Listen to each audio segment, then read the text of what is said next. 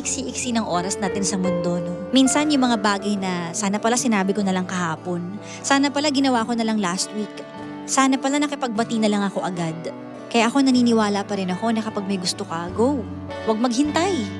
Sabi nila may tamang timing daw ang lahat ng bagay. Pero kung lagi ka na lang aasa sa timing, paano ikaw? Paano yung feelings mo? Paano yung mga pwedeng mangyari na unexpected? Kung mahal mo, sabihin mo. If you feel like saying sorry, gawin mo. Because really, time is short. Wala na tayong magagawa dyan. Yan ang bagay na hindi natin kontrolado.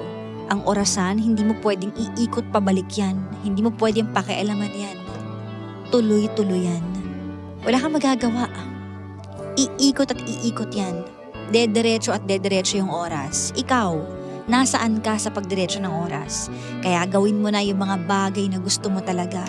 Huwag kang matakot, huwag kang mahiya, lakasan mo yung loob mo, iparamdam mo dun sa mga taong mahal mo na mahal mo sila.